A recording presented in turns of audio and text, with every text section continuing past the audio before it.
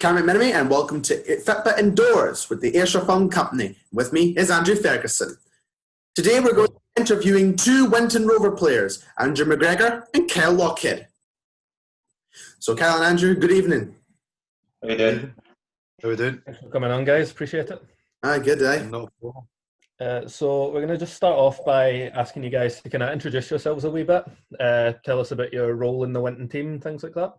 Andrew, we'll start with yourself. Okay.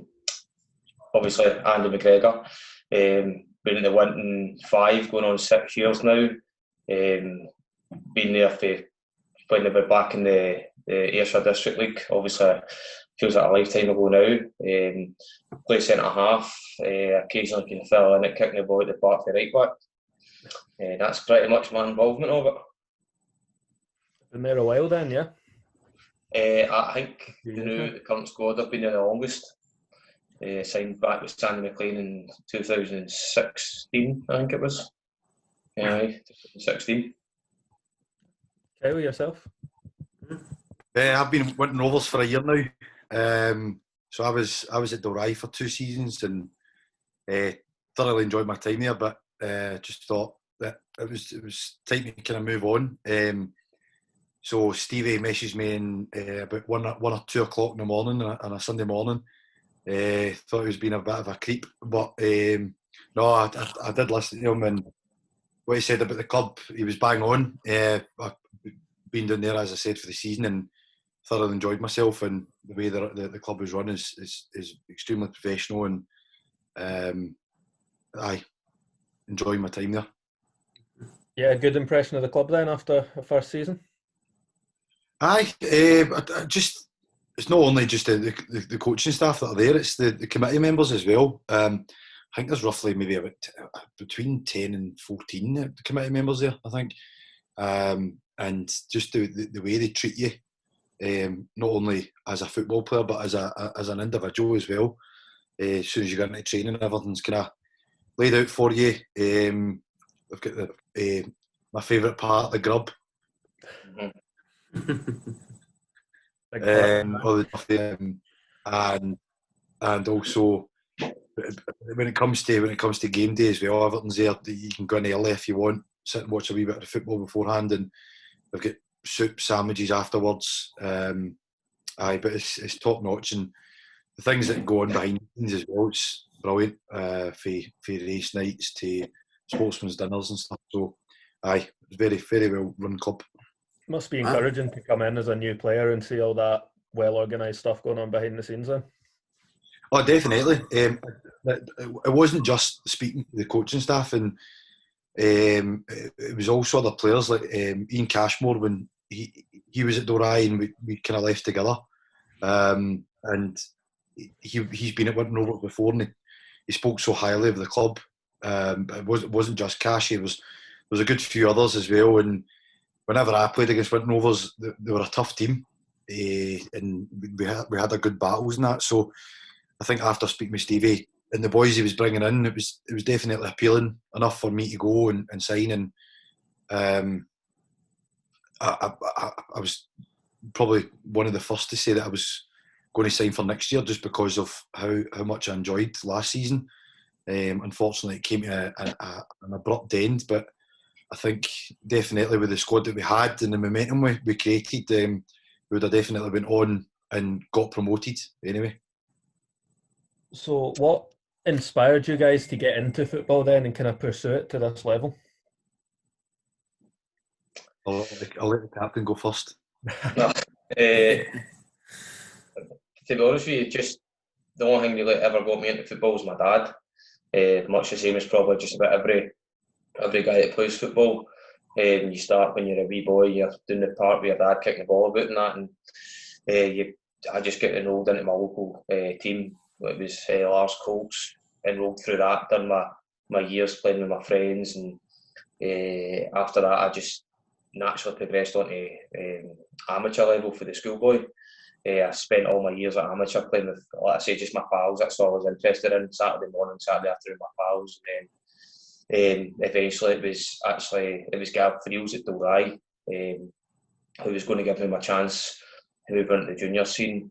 I'd done my trials with Dalry, and just prior to signing, I think we beat 7 or 8-1 off a Beith in an Ayrshire Cup game, and the Beith manager unfortunately phoned me after that and wanted to sign me for whatever reason after conceding 7 or 8 goals. So that was my mark in the junior. So I signed for Beith for the year. You scored 5 of them, did you know? Aye, into my own net, aye. But I signed for Beith. Didn't really get as much a run up in the club as I wanted. It was a bit two-foot tackle into junior football, if I'm honest, going at that high level. It's a big club to start out with, isn't it? Aye. I was just sort of trying to make my way into the club, and I broke my wrist. Playing Dalry, believe it or not. I think Gav was out to get me. Broke my wrist in the Ardrossan Cup playing against Dalry.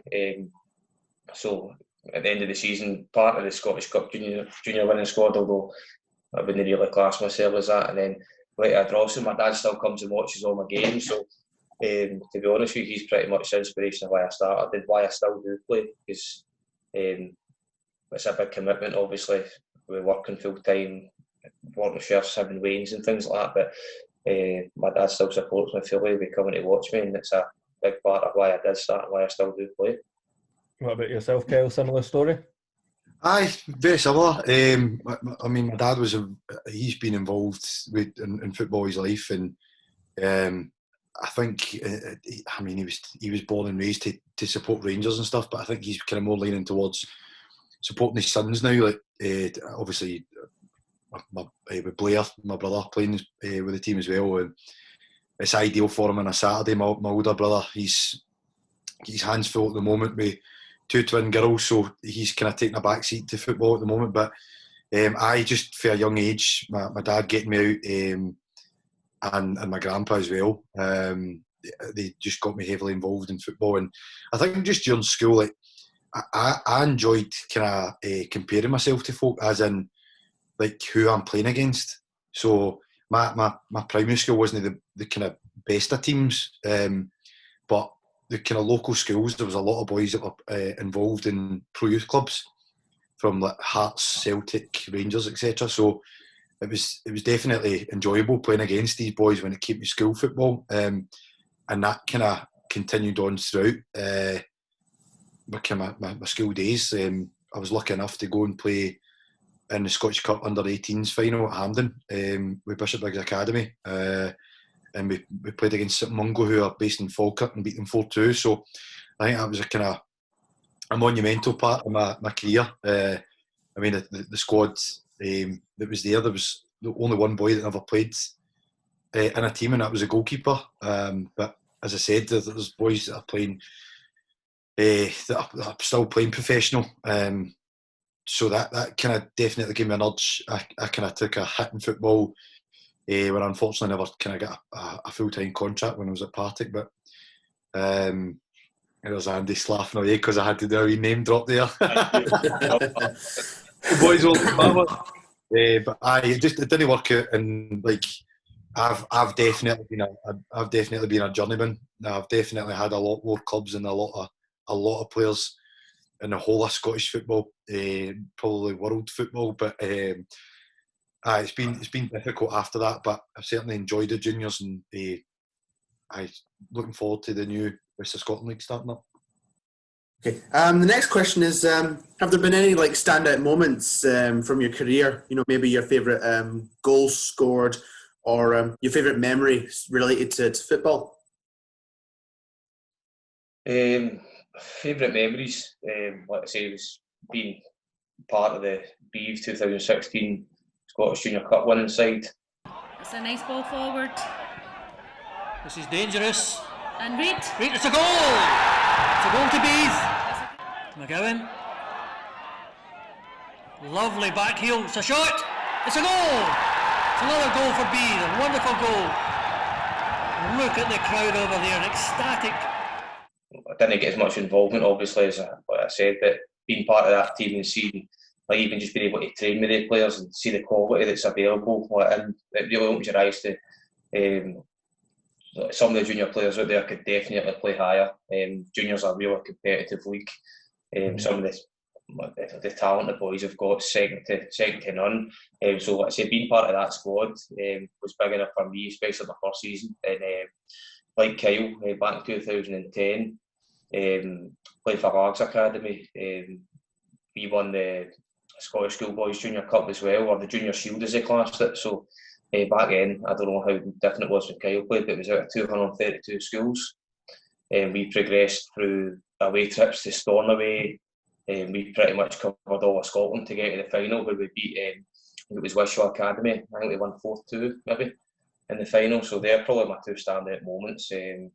Obviously as well, at the end of the season with Bees, I think we went on to play Ardrossan in the Ayrshire Weekly Cup, which we won maybe 4-2, and I managed to get a game in that one at right back. So managed to finally play in some sort of final for them. But they're probably my two standout moments. Tríide Gadasha, Taiche give a Kenny McLean tune. They could again. Oh, Chiapol! Darren Christie! The finish. Idakal, like Beef.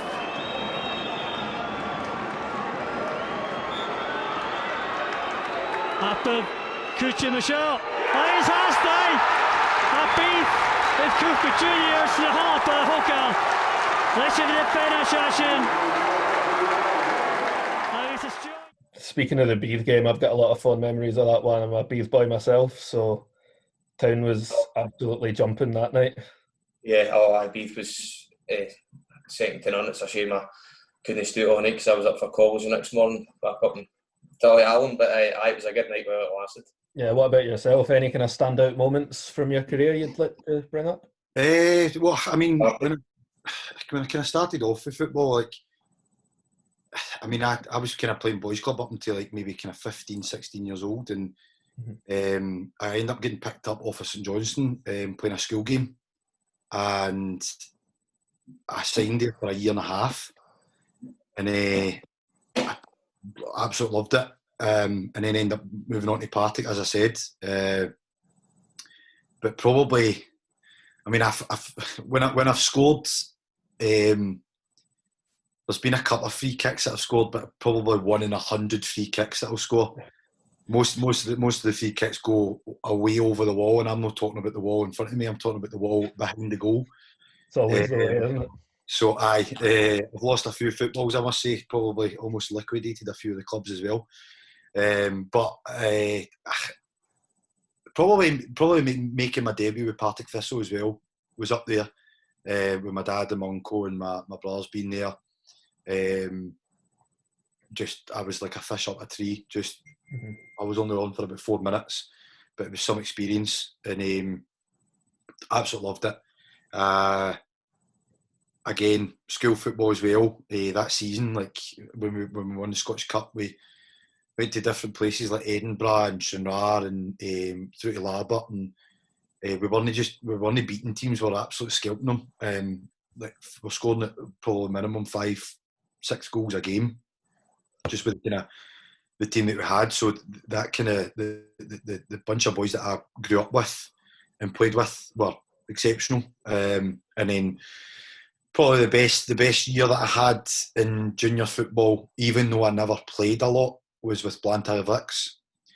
We were in league, so the Central First, and we won the league that season. But we also got to it was 3 cup finals.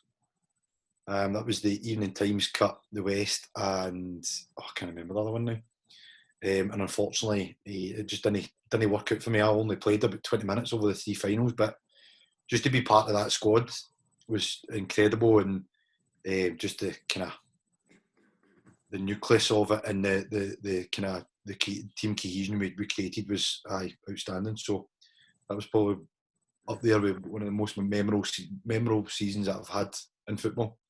I played at a good level, so it was brilliant. And before games, like just the way we built up, it was like David Gregg was a gaffer. And one of the coaches, he coached with Partick Thistle for a while. He's now at Gartcairn, Scott Mills, and he was so technical and tactical about things, and we all listened to him. And then as soon as David Gregg walked in, it was just like, right, he basically got you up for the game. And probably he's probably one of the best managers that I've had. So I just the whole atmosphere around the changing room was excellent. So, would you guys have any like favourite memories of watching football growing up? Any kind of specific inspirations, a favourite player, or just a favourite match or goal you've seen? I don't really know. It's going to sound weird to say it, but I'm not really one that's that big on sitting watching 90 minutes of football on the telly.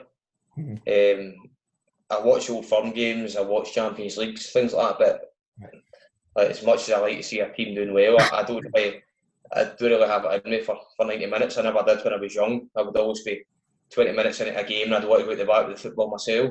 But I wasn't really one that would want to sit and watch 90 minutes worth of football. In terms of favourite players, I like to rewatch a lot of Italians. I don't think there's many better than the likes of, in my opinion, Fabio Cannavaro back in his heyday in the 2006 season, especially when Italy won the World Cup and things.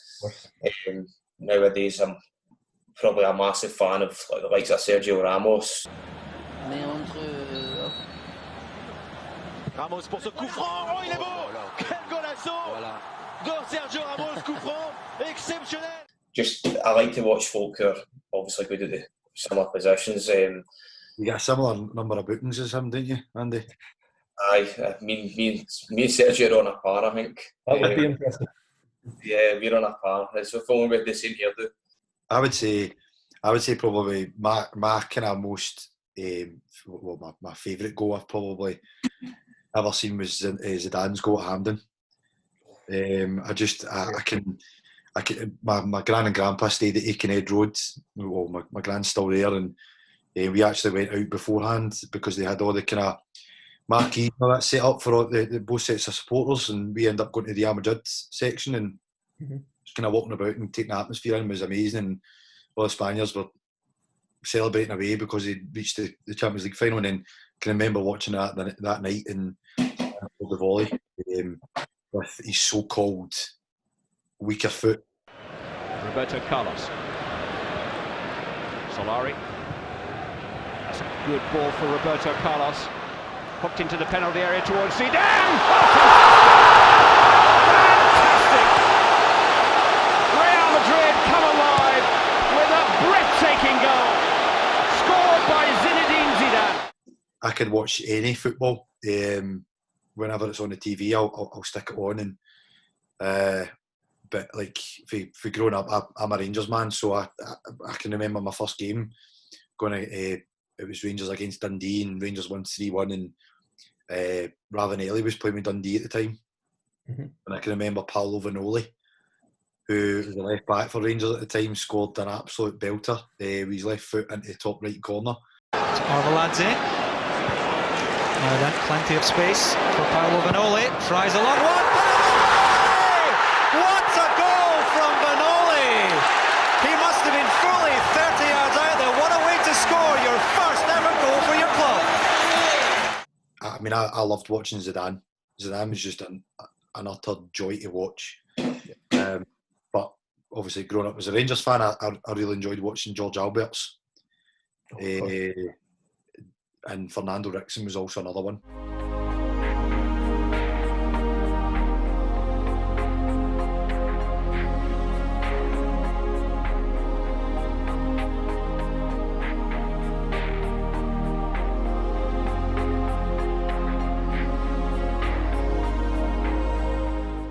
Yeah. So how have you guys been like keeping busy throughout lockdown? What have you been like trying to do to keep fit? Well, obviously at the start of lockdown, it was the social media trend of doing 5Ks constantly. I'm not a big fan of running in any way, never mind if there's a ball involved. I'm sure everybody that went would back you with that. I do more moaning than running. But I managed to get down the club and I borrowed a treadmill. I don't do a lot of road running. I've got like bionic knees and ankles and a bit everything else for the waist down. So I was doing 5Ks on the treadmill for a while. Try to do one maybe twice, very rarely, 3 times a week just to keep myself fit. But recently there's been between 4 and 5 of us doing their own sort of personal fitness sessions. We've been going up the famous Cannon Hill in Ardrossan. A lot of hill sprints, a lot of stair sprints, very light ball work. Just it's hard to do ball work when you're meant to be social distancing. So it's not been much in short, sharp stuff. It's more been sort of long passing and long running to keep us obviously distanced out as best we can. But it's went for 5Ks. They pretty much now that we're getting close to the season being able to start, or at least training being able to start, we're doing a lot of hill sprints and a lot of work that I'm not a fan of up and down the stairs, but I'm sure the gaffer will like us to keep it by doing it. That sounds tough, all that running. So It's engines I'm looking forward to. It's rotten. We'll be hopping backwards up the Cannon Hill in about 3 weeks. So it'll be worth it. I've kind of been similar to Andy at the start, obviously the 5K phase, and I've managed to get a couple of 10Ks in, but it's just it's not a task, because obviously you want to keep yourself fit, but it's completely different doing training yourself to actually being in an environment where everyone else that you're setting goals and you want to achieve them, and everyone's in it together, and there's plenty of encouragement and motivation, and everyone's determined to get themselves fitter. So I think that's what I'm kind of looking forward to getting back to, and again just being in that environment again. But I've been doing a kind of a lot of 5Ks, and there was a time where it was probably about 3 or 4 weeks that I was doing a lot of training with my mate who plays with Partick. He'd a kind of a set kind of plan, but he didn't really know where they were playing and stuff. So he's just been keeping himself ticking over. But I did a few runs with him, and safe to say, I felt as though there was a parachute and 2 caravans tied to my back. But it was definitely difficult. But that kind of training I was doing there is far more beneficial. I personally think anyway, because anyone can run a 5K and anyone can run a 10K. Just obviously your set time you want to try and beat, but see all the sprints, like 100 metre sprints, 8 metre sprints, and you're doing it continuously. That's what I'm kind of looking forward to getting back to, because I know that everyone in football will need it. And I feel as though that's where probably your kind of beneficial fitness for the season starting. So hopefully it will start back soon. You don't think it sometimes, do you? You think you can do as many 5Ks, 10Ks as you want, but when it gets back to actual short, sharp running and sprints, I mean, there's no problem. There's no problem going out and doing a 5K and stuff like that. I mean, you see, I'm seeing some of the guys in junior football going out and doing 5Ks in like 16, 17 minutes, which is absolute madness. Like, fair play to these players, because they are fit guys, but they can't trap a bag of cement. But nearly can I. No, but I mean, if these guys are obviously keeping themselves fit, and they're setting themselves targets and stuff like that, and when it comes to the sprints and stuff, they'll be fit as a fiddle. They'll be ready to go, and I think that's what I'm hoping to. Well, I'm not saying I'm hoping to get to, because I'm keeping myself fit, but you know what I mean. Like, when it comes to the short, sharp stuff, I just feel as though that's going to be more beneficial, and it's definitely going to be much different than a 5K. Yeah, definitely. I think you guys, did you send in, was it a blindfold keep you up challenge thing? Yeah. I was doing in Cheshire last week with my girlfriend, and I never had a football, so I had to go and get a flyaway for Aldi. So you'll enjoy that. Much harder. What's that? That's much harder with one of them. I know. I got a good name of Hannah then. It's hard, isn't it? Yeah, how did you find it though? It's difficult, isn't it? My attempt was probably, I couldn't put a number on it now. If you ask my missus, it was probably between I'd say 6 and 10 attempts. But like Kyle was saying, I used a leather ball where you can, it sounds daft, but you can sort of judge the weight of it. So you know when to at least sort of lift your feet. But I've got an arse like Raheem Sterling when I'm trying to do them, as you'll see in the video. But certainly a leather ball's a wee bit, it's definitely easier. But I'm not going to put on false pretense and claim that I got that in the first 5 attempts. But I got it in less than 12.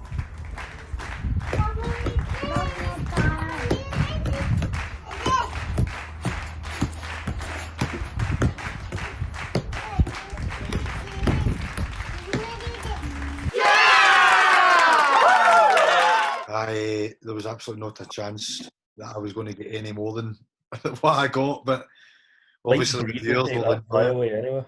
What's that, sorry? A slight breeze will take that fly away anywhere, won't it? I'm down south now, and I've obviously only got a football shop in by a flyway.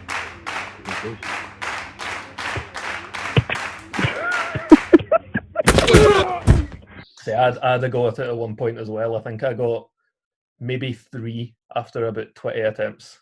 It just doesn't happen. It's tough. Even there was the phase of the toilet roll challenge with people doing keep ups for that, and even I found that difficult. But mind you, I'm terrible at doing keep ups, so it was tough. Pretty tough. Andy, boy, that invisible string worked. I've got the old one with the strap around my ankle kicking up and down the elastic. New record. Aye. Back to like the new season. What are your kind of thoughts on how that's going to go ahead? Like with a new season, do you think it's junior football going to come back stronger after all this? Me and Andy kind of get like different views on the actual league itself that we're in. Definitely. I'm not be the first one to hide it and say anything other than I think that I'm all for the new conference setup and the championship, and I get that, and I like the competitiveness of it, but I feel like the way the leagues have been drafted up, to put it nicely, is a bit of a shambles. That's my honest opinion of it. I feel like the way, especially now, obviously we wouldn't have known it with the start of COVID, but the way the things are going to turn now is clubs are going to be struggling for funding enough as it is. You're now talking about either drafting in buses, especially in our league. For us going to Glasgow and Glasgow coming to us, buses, there's not going to be a higher crowd attraction. A lot of junior football fans, especially in Ardrossan, a lot of our fans are they're older, they're in their pensioner ages. They're not going to be wanting to travel as much as they want to see the games. They're not going to be putting themselves in the middle of winter to all these teams up in Glasgow, Wishaw and East Kilbride. They're not going to go up there. I personally feel as if it could have been drafted slightly better to have more than one Ayrshire team in our league. Purely now looking at it as well for the benefit of the financial status of the club. And every club around us. That doesn't just go for us going to Glasgow, that's going for the older fans at East Kilbride and Wishaw and all that to come down to us. I think it's a big ask when you've got leagues elsewhere. Well, there's a majority of Ayrshire clubs. I just feel as if we could have divided it up a wee bit better, but it's been drafted the way it is now. It's possibly to do, I don't know if they eventually worked it, it's to do with the finishing status of last year's team, which obviously we were leapfrogged at the end up by Shettleston. It's the way it is. We're going to go. We'll obviously have a very good go at it. They're in a really, really tough league. There's a lot of good teams coming through there. A lot of teams making some really big signings, but we can only give it our best. But I personally, Kyle will tell you the opposite. He's from Glasgow. It suits him playing on his doorstep every week. But I just feel as if for the benefit of junior football clubs moving on and try to sort of keep their money together and things like that, I feel as if it's maybe outdoing the fans a wee bit more. So you think differently to that, Kyle? I mean, I think there's some parts of it, some aspects of it that I definitely agree with. I mean, I do feel sorry for probably a good majority of our supporters, and even like the committee members and stuff like that. We were supposed to have a big fun day organised before the start of the season, which brings in a good bit of the funding to keep us going, and there's other kind of events happening that does bring in a good bit of money, and we have been trying our best to bring in as much money as possible during these difficult times. But all this travelling and stuff is going to be difficult. I mean, I'm absolutely delighted that the furthest journey for me is probably Neilston. So I personally cannot wait. I can't wait for this league to start, because the teams that are in it, like, they're making big signings. I mean, you've got like boys dropping down for senior and joining. I mean, let's call it semi-senior clubs now, because we're no longer I wouldn't call us junior clubs anymore. But and they're signing big names. So for that level anyway, and I can't wait to get started, because it's going to be. I would definitely say our conference is the most difficult. It's by far the most difficult, but it's going to be a very, very difficult test for us this year, because if you think about it, I personally think we would have put a good challenge up for winning the league, because we still had Shettleston to play. Shettleston still had the majority of the top of the league to play, and you never know, they could have dropped points. When we played them, they were decent, but I definitely think we could have went on, as I said earlier on, with the momentum we created. We could have possibly have won the league. So we really, really need to get a good start, which we didn't have last year. And I think that's why everyone's kind of really eager to get back. As I said, we've lost a few players, but we've brought in some good players as well. I've not met the boys yet. I think Andy's kind of touched base with a few of them. But we're really looking forward to getting started. And I think it's definitely beneficial for Scottish football in general, the new setup, because it's going to be exciting. Clubs have lost out on a lot of money, but hopefully with the new league, with the new teams, you playing against different teams each week and so on, it's hopefully going to bring in a good bit of money for all clubs with this new setup. And I mean, if you look at quite a few of the clubs, the likes of Pollok and Darvo and Talbot and stuff, they'll be itching to get up into the Lone League and then into League Two. And I mean, you can see the signings they're making. It's incredible, and fair play to these clubs. They've obviously done a lot behind the scenes and also done on their part as well, to show that they've got the ability to get up into that kind of level. So it's definitely going to be kind of a very good watch. No, just for all supporters, for neutrals as well. Like, hopefully we can drag down a few senior punters and they can come and watch their local clubs. So would you guys have like a message or anything you'd want to say to the fans who are kind of itching to get back and watch you play next season after all of this lockdown and stuff? I don't know if half our fans will be able to work technology right enough, but all I would ask is that the fans stay with us. We've got a fantastic core group of fans.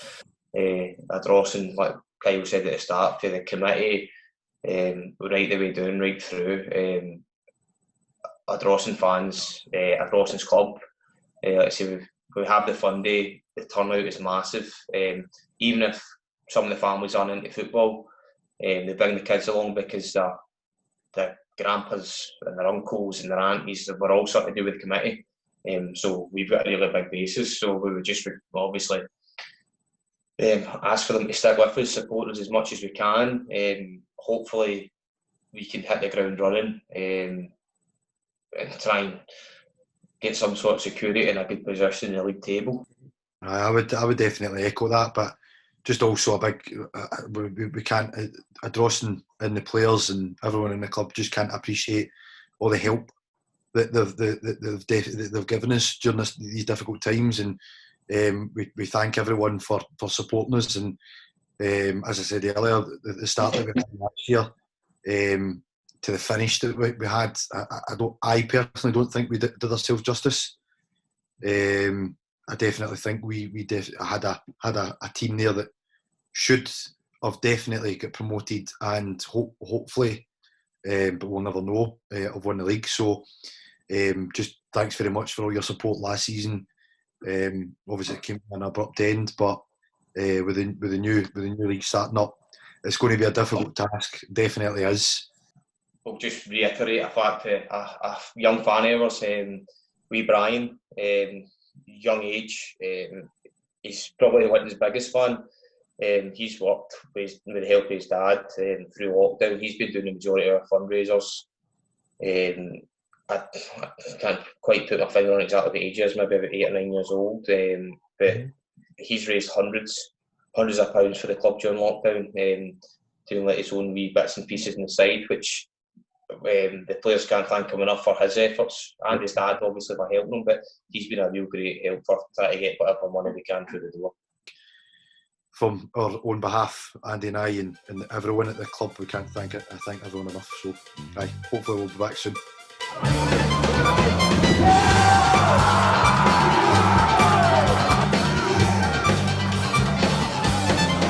Fitba